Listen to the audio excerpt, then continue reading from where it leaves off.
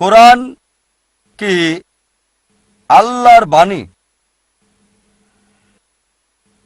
অনেকের মনে একটা ভুল ধারণা আছে যে ইসলাম হলো একটা নতুন ধর্ম যেটা এসেছে 1400 বছর আগে, আর নবী মুহাম্মদ সাল্লাল্লাহু আলাইহি সাল্লাম এই ধর্মের প্রতিষ্ঠাতা। সত্যি বলতে ইসলাম হলো সবচেয়ে প্রাচীন ধর্ম, যেটার শুরু হয়েছে পৃথিবীর প্রথম মানুষের সময়। আর নবী মুহাম্মদ সাল্লাল্লাহু আলাইহি সাল্লাম এই ধর্মের প্রতিষ্ঠাতা নন, তবে তিনি সর্বশেষ এবং চূড়ান্ত রাসূল, আল্লাহ সুবহানাহু ওয়া তাআলার সর্বশক্তিমান ঈশ্বরের, যাকে দেওয়া হয়েছে সর্বশেষ ও চূড়ান্ত বার্তা পবিত্র কোরআন।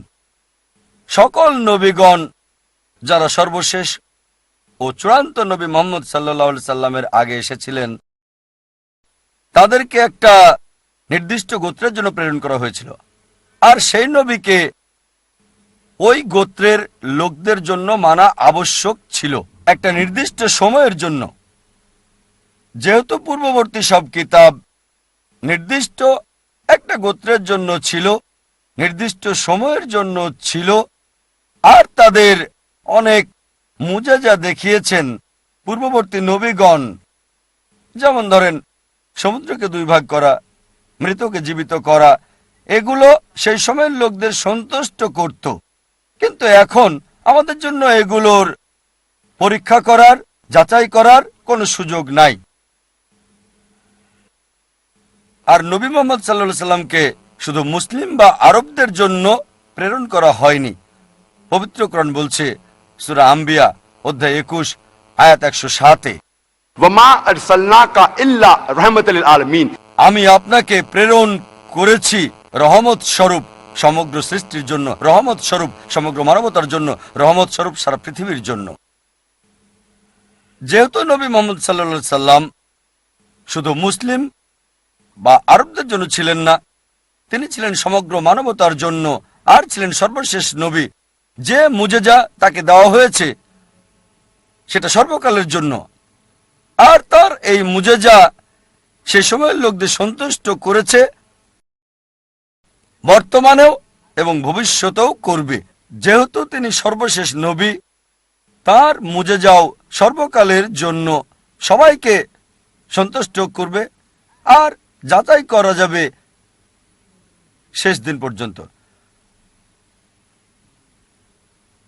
যদিও নবী মুহাম্মদ সাল্লাল্লাহু আলাইহি সাল্লাম তিনি তখন নিজে শত শত মুজিজা দেখিয়েছেন,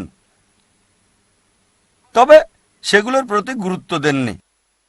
আর সমগ্র মুসলিম জাতি আমরা গর্ব করি তার চূড়ান্ত মুজিজার, সেটা হচ্ছে পবিত্র কোরআন, যেটা সর্বশেষ এবং চূড়ান্ত বার্তা আল্লাহ সুবহানাহু ওয়া তাআলার সর্বশক্তিমান ঈশ্বরের সর্বশেষ এবং চূড়ান্ত নবী মুহাম্মদ সাল্লাল্লাহু আলাইহি সাল্লামের প্রতি। এটা হচ্ছে সর্বকালের জন্য অলৌকিক। এটা সেই সময়ের লোকদের সন্তুষ্ট করেছে, এখনো সন্তুষ্ট করছে এবং শেষ দিন পর্যন্ত করবে। এটা সেই সময় পরীক্ষা এবং যাচাই করা গেছে, এখনো যাচাই করা যাবে, এবং ইনশাআল্লাহ এটাকে যাচাই এবং পরীক্ষা করা যাবে শেষ দিন পর্যন্ত। এ কারণেই এটা হচ্ছে অলৌকিকের অলৌকিক। এটা সর্বকালের জন্য অলৌকিক। এটা সেই সময়ের লোকদের সন্তুষ্ট করেছে, এখনো সন্তুষ্ট করছে এবং শেষ দিন পর্যন্ত করবে। এটা সেই সময় পরীক্ষা এবং যাচাই করা গেছে, এখনো যাচাই করা যাবে, এবং ইনশাআল্লাহ এটাকে যাচাই এবং পরীক্ষা করা যাবে শেষ দিন পর্যন্ত। এ কারণেই এটা হচ্ছে অলৌকিকের অলৌকিক। আর কোরআন সম্পর্কে বললে যে কোনো মানুষ যার কোরআন বিষয়ে কিছুটা জানা আছে, হোক মুসলিম বা অমুসলিম, এটা স্বীকার করবে যে কোরআন যে মানুষটি প্রথম তেলাওয়াত করেছিলেন তার নাম মুহাম্মদ সাল্লাল্লাহু আলাইহি সাল্লাম। তিনি জন্মগ্রহণ করেছিলেন আরবের মক্কাতে। আর এই বিষয়টাতে কারো দ্বিমত নাই। যে কোনো লোক যার কোরআন বিষয়ে একটু জ্ঞান আছে, হোক সে মুসলিম অথবা অমুসলিম।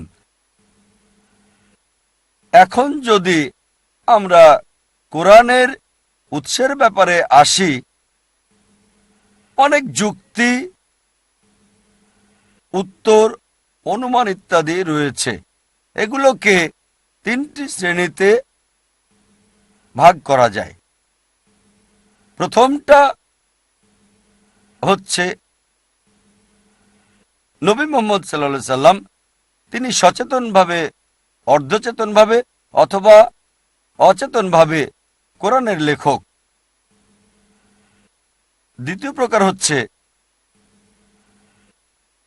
নবী মুহাম্মদ কোরআন রচনা করেছেন অন্য কোনো উৎস থেকে বা নকল করেছেন অন্য কোনো ধর্মগ্রন্থ থেকে, চুরি করেছেন তিনি।